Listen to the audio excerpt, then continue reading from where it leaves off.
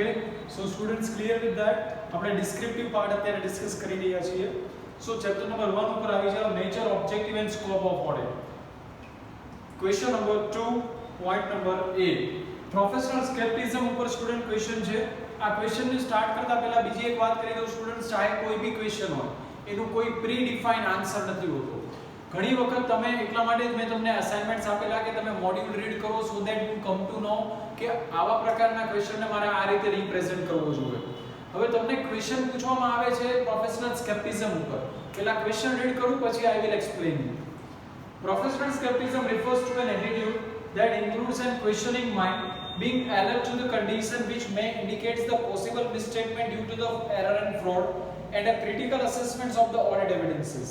The auditor shall plan and perform an audit with the professional skepticism, recognizing that the circumstances may exist that the cause of financial statements be materially misstated. Explain given example. Explain giving examples. હવે જો students એક્ઝામમાં માની લો lakh students આ exam દેવા બેઠા છે એમાંથી almost બધા સ્ટુડન્ટ્સનો આન્સર અહીંયા ડિફર હોવાનું છે પ્રોફેશનલ સ્કેપ્ટિઝમના કોન્ટેક્સ્ટમાં તમને શું પૂછવામાં આવ્યું પ્રોફેશનલ સ્કેપ્ટિઝમને એક્ઝામ્પલની સાથે તમારે સમજાવવાનું છે that is what the question is પહેલા તમને વાર્તા કરી અને છેલ્લે પ્રોફેશનલ સ્કેપ્ટિઝમના કોન્ટેક્સ્ટમાં તમને ક્વેશ્ચન કરવામાં આવ્યો છે તો professional skepticism is nothing but being an alert by the auditor in questioning mind examples કઈ કઈ જગ્યાએ બીંગ એલર્ટ રહેવાનું છે આન્સરને રિફર કરીએ જે ઇન્સ્ટિટ્યૂટે આપેલો છે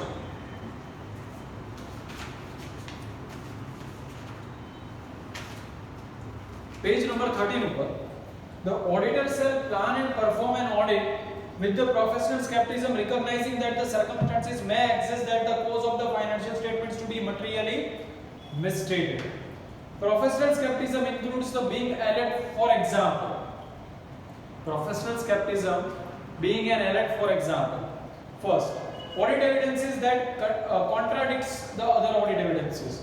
એટલે કે તમને જે ઓડિટ એવિડન્સીસ મેનેજમેન્ટ દ્વારા મળ્યા છે અને તમે એક્સટર્નલ કન્ફર્મેશન 505 માં કરો છો તો એ બંને કોન્ટ્રાડિક્ટ થાય છે તો ત્યાં professional skepticism second information that brings the questions at the reliability of the documents provided to you condition that maybe indicate the possibility of the fraud કોઈ એવી કન્ડિશન છે જેના ઉપર તમને ફ્રોડ લાગે right then circumstances that suggest the need the audit procedure in addition to those required by the SAs then maintenance of the professional skepticism thoroughly the audit is necessary if the auditor is reduce the risk of overall looking unusual transaction and all that right જો તમે students assignments માં આપ્યું છે એ કર્યું હશે અને એમાં professional સ્કેપ્ટિઝમ નો point મેં તમને લખાવ્યો હતો એ તમે રીડ આઉટ કર્યો હશે પ્રોપરલી તો તમે આનો આન્સર આપવામાં તમને કોઈ જ હિચકિચાટ નહીં થાય તમને આવડી જશે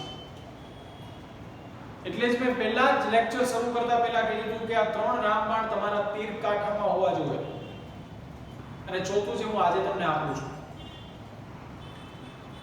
clear with that okay so આ ક્વેશ્ચન અમે એ રીતે એક્સપ્લેન કર્યો છે second question both accounting and auditing are closely related with each other અહીંયા રિલેશનની વાત કરી છે કે accounting and auditing related with each other એ તો તમે રીડ નહીં કર્યું હોય ને તો બી એનો આન્સર તમે ઈઝીલી આપી શકશો પછી સ્ટુડન્ટ્સે બે ક્વેશ્ચન પૂછવામાં આવ્યા છે એ એસએ 220 ની કોન્ટેક્સ્ટમાં પૂછવામાં આવ્યા છે but it is very most important to recognise vote the question is asking from you આમાં તમને જે ક્વેશ્ચન નંબર 3 એને તમે રીડ કરશો શાંતિથી તો તમને કીધું છે કે explain clearly stating the meaning of engagement partner and also actions of engagement partner and appropriate message to the other members of the audit team in taking the responsibility for overall quality on each audit engagement તો અહીંયા તમને quality of audit engagement ની વાત કરી છે કે કઈ quality of audit engagement તમારે ફોલો કરવાની છે એઝ એન engagement partner અને engagement partner નો તમારે આ મીનિંગ એક્સપ્લેન કરવાનો છે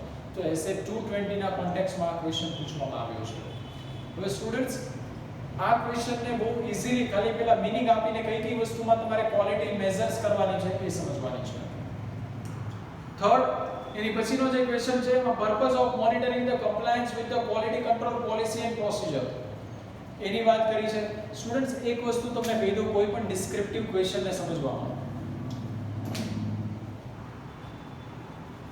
એ પોઈન્ટ્સ તમે ધ્યાનમાં રાખજો. કોઈ પણ ડિસ્ક્રિપ્ટિવ ક્વેશ્ચન હોય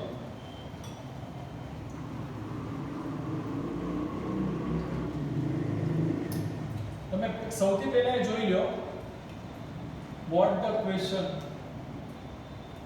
asking to you. સૌથી પહેલી વસ્તુ ક્વેશ્ચન તમને શું પૂછવા માંગે છે. બીજી વસ્તુ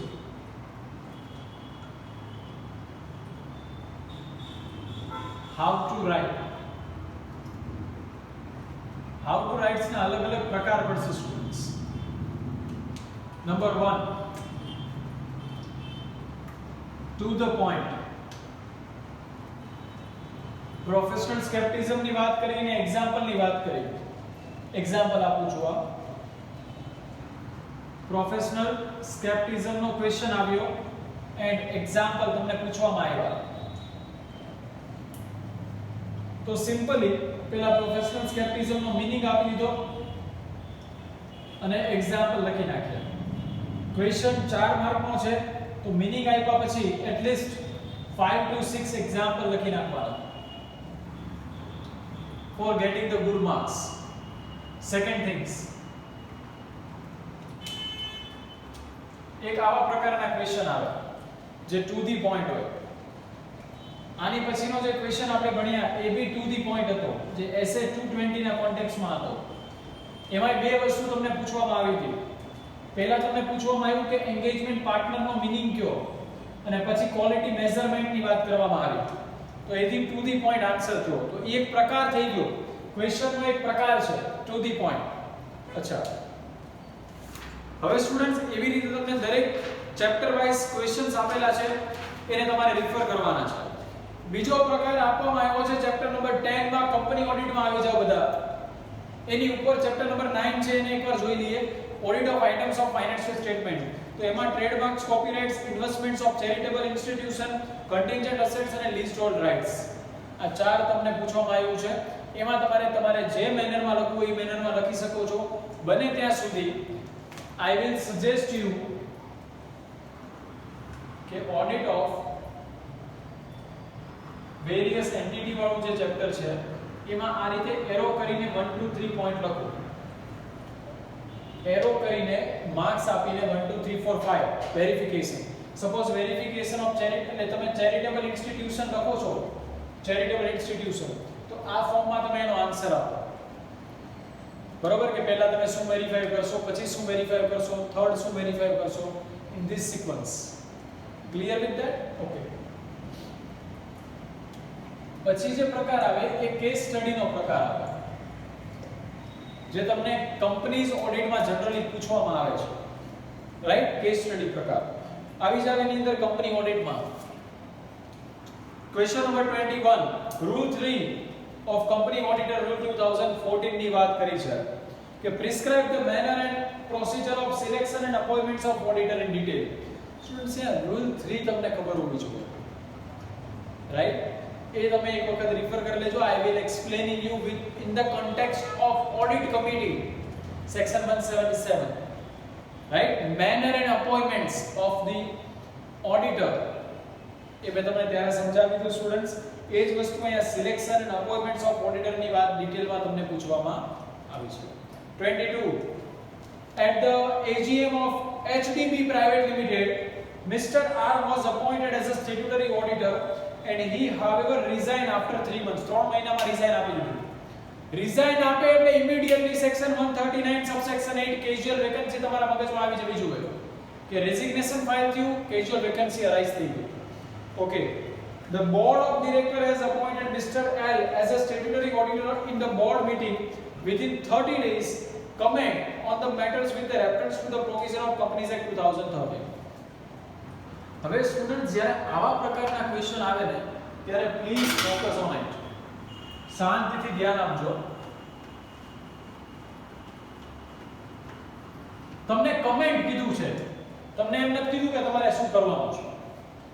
ક્વેશ્ચન પ્રોપર નથી, તમને શું પૂછવામાં આવ્યું છે તમને ખબર નથી પડી, તમને એમ કીધું કમેન્ટ કરો. સિનારિયો આપ્યો, એક સિનારિયો આપ્યો, એ સિનારિયોમાં કીધું કે વિધિન 30 ડેઝ એક ઓડિટર રિઝાઇન થઈ ગયા. અને 30 દિવસમાં બોર્ડ ઓફ ડિરેક્ટરે અપોઇન્ટ કરી નાખ્યા. કમેન્ટ કરો. That is what your question is. સૌથી પહેલી વસ્તુ સ્ટુડન્ટ્સ, તમને સેક્શન 139 સબસેક્શન 8 ખબર હોવી જોઈએ અને એનો રેફરન્સ આપવાનો છે કેઝ્યુઅલ વેકન્સી. સિસ્ટમેટિક આન્સર લખવાનો છે કે while resigning by Mr. so and so within 30 days, then it is a matter of casual vacancy specified under section 139 subsection 8 as per the provision of section 139 subsection 8 arising of casual vacancy, the company appoint the another auditor within a 30 days in the board meeting.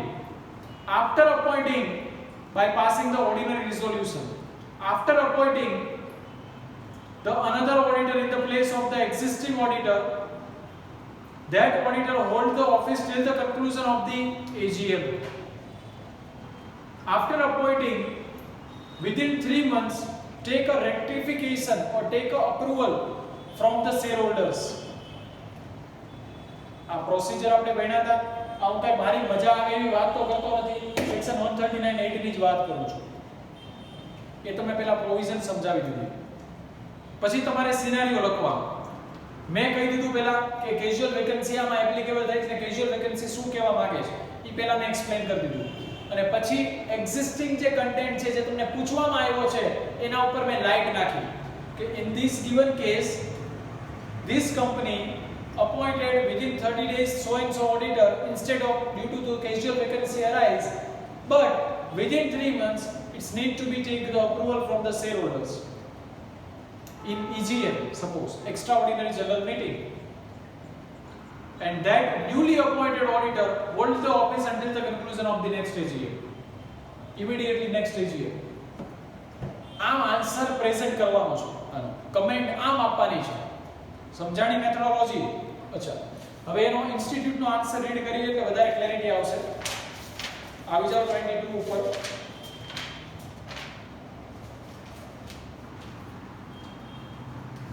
As per the section 139 subsection 8, any casual vacancy in the office of the auditor shall in the case of the companies other than the companies whose accounts are subject to be audited under the CAC. આવું લખજો. બોલીને થાકી ગયો તો જ્યારે હું તમને company audit ભણાવતો હતો. આવા લેંગ્વેજ યુઝ કરવાની છે. other to be the person the company other than the audited under the CAG.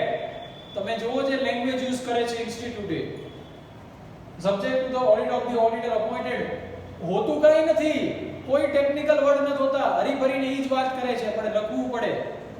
right? If such casual vacancy is as a result of the resignation of the auditor, such appointments shall also be approved by the company at the general meeting convenience within a 3 months from the on the recommendation of the board, and he shall be hold the office till the conclusion of the next AGM.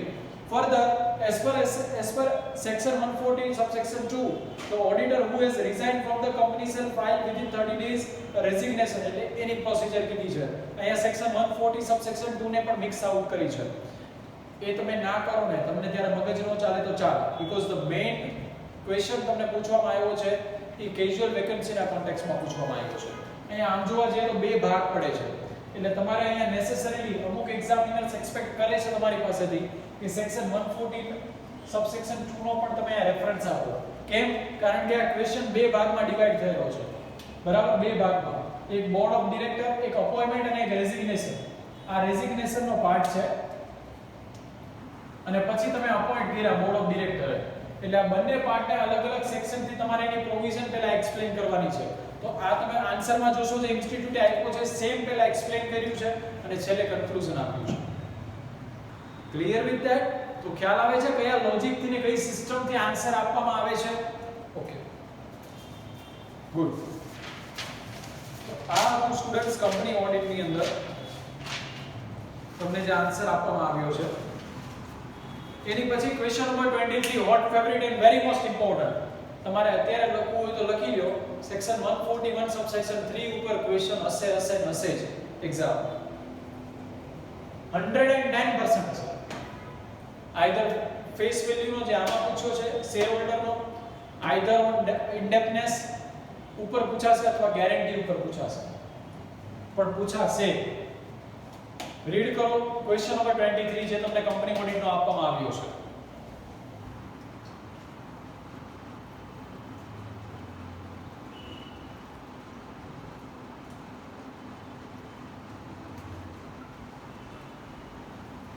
Mr. ABC and company in the audit firm having the partner of ABC, the firm has been offered the appointment as an auditor of XYZ Limited for the financial year 1920.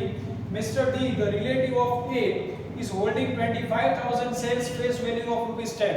હવે અમુક students છે ને, મેં કીધું ને કેવા હોય, હરખ ગયેલા હોય. 25,000 સાંભળીને એમ કે અહીંયા ડિસ્ક્વોલિફિકેશન નથી થતું. એલા ભાઈ 25,000 નંબર ઓફ શેર છે.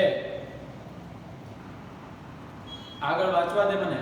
હા, 25,000 shares at the face value of ₹10 in XYZ Limited having the market value of 90,000 are ABC Limited qualified to be appointed as an auditor in XYZ Limited.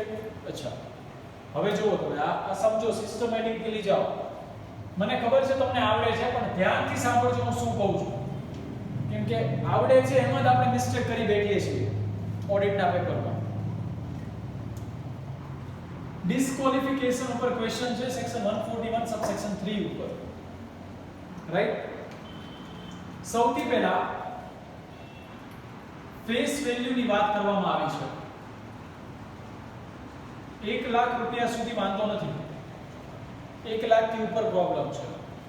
તમને જે ક્વેશ્ચન પૂછવામાં આવ્યો છે એમાં 25,000 રૂપિયાની number of shares છે અને 10 rupees ની ફેસ વેલ્યુ છે.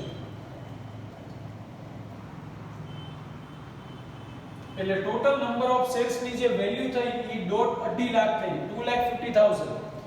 આપણા માટે લિમિટ કેટલી છે? 90,000. પણ સર, હા બોલો, માર્કેટ વેલ્યુ તો ખાલી 90,000 જ છે. તો સર હું આ માર્કેટ વેલ્યુ કન્સિડર કરી લઉં? ધ આન્સર ઇઝ નો, કેમ કે section 141 subsection 3 talking about the face value only, no market value. આ માર્કેટ વેલ્યુ કદાચ ખાલી 10 રૂપિયા હોત ને તો બી આ ડિસ્ક્વોલિફાઈડ થાત, કેમ કે ફેસ વેલ્યુ કેટલી છે? 2,50,000 which is exceeding 1 lakh. તો સૌથી પહેલા મારા ડાયા છોકરાઓ, સૌથી પહેલા તમારે સેક્શન 141 સબસેક્શન 3 નો રેફરન્સ આપવાનો છે, સેક્શન લખવાની છે અને પ્રોવિઝન એક્સપ્લેન કરવાની છે. As per the provision of section 141 subsection 3 of the Companies Act 2013,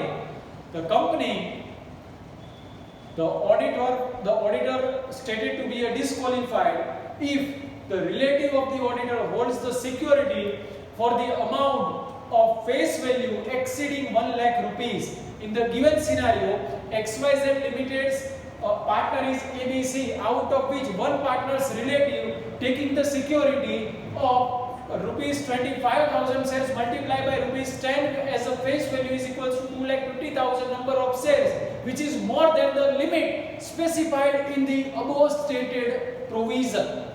So here we conclude that the ABC Limited is not eligible to be appointed, or we can say ABC Limited disqualified under the provision of section 141 subsection 3 of Companies Act 2013.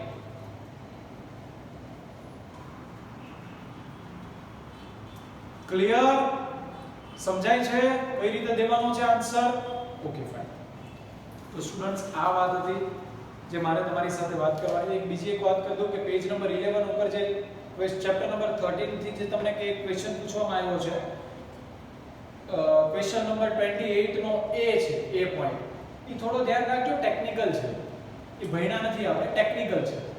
થોડું read કરજો તો ખ્યાલ આવશે. થોડો totally weird question છે અને institute RTV માં એકાદ બે વિયર્ડ ક્વેશ્ચન નાખી જ દે છે અને ઘણીવાર એમાંથી પૂછાઈ જતા હોય છે. તો એને સે જોઈ લેજો, સ્કીપ આઉટ ના થાય. Page number 11 chapter number 13 question number 28 માં એ પોઈન્ટ એકવાર જોઈ લેજો, ટેકનિકલ છે થોડો.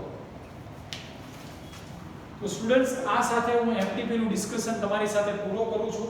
એમસીક્યુ નું આ જે એમટીપી નું જે આ ડિસ્કશન આપણે આરટીપી કમ્પ્લીટ કરી, એ ડિસ્કશનમાં આપણે કેટલી વસ્તુ સમજ્યા આપણે સમજ્યા કે કઈ રીતે ઇન્ટરપ્રિટ કરવાનું છે question. It question may be a MCQ, maybe true false or maybe descriptive or maybe case study. કેમ કે આ ચાર થી બહાર તો કોઈ ક્વેશ્ચન આવવાના જ નથી. આઈધર MCQ આવશે, રાઈટ, આઈધર ટ્રુ ફોલ્સ આવશે, આઈધર ડિસ્ક્રિપ્ટિવ આવશે ઓર એલ્સ કેસ સ્ટડી આવશે ઓડિટ. એની ચાર ની બહાર તો આવવાના નથી ક્વેશ્ચન્સ જે આપણે સમજે શું કરવાનું. એની પછી બીજી વસ્તુ મેં તમને કીધી કે તમારી પાસે ત્રણ વેપન્સ હોવા જરૂરી છે, રામબાણ હોવા જરૂરી છે. નંબર 1 મારી કોન્સેપ્ટ્સની બુક એ તમને ક્લિયર હોવી જોઈએ. નંબર 2 મેં જે અસાઇનમેન્ટ્સ આપ્યું છું એ ક્લિયર હોવું જોઈએ. નંબર 3 તમને જે MCQ બુક આપવામાં આવી છે એ તમે રિફર કરેલી હોવી જોઈએ. એન્ડ નંબર 4 આજે મેં તમને જે સમજાવ્યું, જે રીતની જે મેથડથી તમારે રીડ કરવાનું છે, જે મેથડથી થિંક કરવાનું છે, એ થિંકિંગ તમારા માઇન્ડમાં આવવું જોઈએ. એ ચાર વસ્તુ તમારી હોવી બહુ જ જરૂરી છે જે આપણે આજે એક્સપ્લેન કરી. પછી મેં તમને સમજાવ્યું કે કઈ રીતે ક્વેશ્ચન્સના આન્સર આપવાના છે. તો ડિસ્ક્રિપ્ટિવ ક્વેશ્ચન છે, મેં બનાવ્યું ને ચાર્ટ, આમ બનાવીને સમજાવ્યું કે કઈ રીતના કેવા ક્વેશ્ચન અને કઈ રીતે આપણે આન્સર આપશું. તો એ તમારે જોવાનું છે. આપણે એ વસ્તુ એક્સપ્લેન કરી અને મેં તમને એ સમજાવ્યું કે ડિસ્ક્રિપ્ટિવ ક્વેશ્ચન હોય તો એને કેવી રીતે આન્સર આપવા. કેસ સ્ટડી હમણાં મેં તમને સમજાવ્યું કેસ સ્ટડી બેઝ ક્વેશ્ચન આવે તો કેવી રીતે આન્સર આપવા. ટોટલી ક્લિયર વસ્તુ ખ્યાલ આવે છે. આ બધી વસ્તુમાં આપણે આખું કમ્પ્લીશન કર્યું ઓડિટનું RTP ના ડિવિઝન સાથે. Am I clear with that? Totally discussion આપણે અહીંયા પૂરું કરીએ છીએ સ્ટુડન્ટ્સ. સિસ્ટમેટિક વેમાં from first lecture of standard of auditing SA 200 થી લઈને આજની તારીખ સુધીના બધા લેક્ચર આપણે અહીંયા કમ્પ્લીટ કરીએ છીએ સ્ટુડન્ટ્સ, રાઈટ?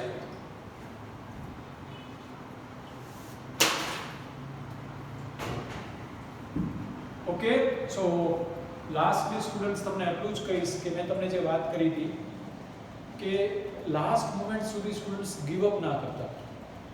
મારો પ્રેક્ટિકલ એક્સપિરિયન્સ હું તમને કહું છું. લાસ્ટ મોમેન્ટ સુધી ગીવ અપ ના કરતા. તમારે એક પેપર નથી આપવાનું સ્ટુડન્ટ્સ, તમારે બધા પેપર આપવાના છે IPCC. એક પેપર પણ તમારો આગળ પાછળ થાય તો સેજ બી ડરતા નહીં, પેશન્સ રાખજો. અમુક એવા સ્ટુડન્ટ્સ હોય ને કે જેની આદત હોય કે આવીને ચલો હું જોઈ લઉં કે મેં કેટલું સાચું લખ્યું ને કેટલું ખોટું લખ્યું. Please don't do that, don't do that. હું કેવું કરતો, મારે પણ તમારી જેવી આદત હતી. હું કેવું કરતો હું તમને કહું. હું પેપર દઈને આવું ને એટલે તરત જ તે મારા ઘરને, મારી બહેનને અથવા મમ્મીને શું કરતો, પેપર આપી દઉં કે લ્યો તમે કાંઈક સંતાડી દો આ ક્વેશ્ચન પેપર્સ. મારી સામે ન આપતા, મને ન આપતા. પેપર દઈને આવું, સીધું એમને પેપર આપી દો, ક્વેશ્ચન પેપર એમના હાથમાં, અને અંદર જઈને ફ્રેશ થઈને બેસી જાવ ચૂપચાપ શાંતિથી, આંખ બંધ કરીને 10 મિનિટનું મૌન ધારણ કરી લેતો. મગજ એકદમ શાંત થઈ જવો જોઈએ. જે વિયો ગયો paper, never think about that કે યાર આ તો આવડતું તું ને ખોટું લખ્યું. Don't think that. કે નાની મોટી મિસ્ટેક્સ આપણે 100% એક્યુરસી રાખશું, પણ કદાચ નો કરે નારાયણને કદાચ નાની મોટી મિસ્ટેક્સ રહી જાય છે તો don't regret. If you are regretting on that day, then you spoiled your next paper also, and that is definitely for sure. આ વસ્તુ તમારે ધ્યાનમાં રાખવાની છે જે નથી કરવાનું.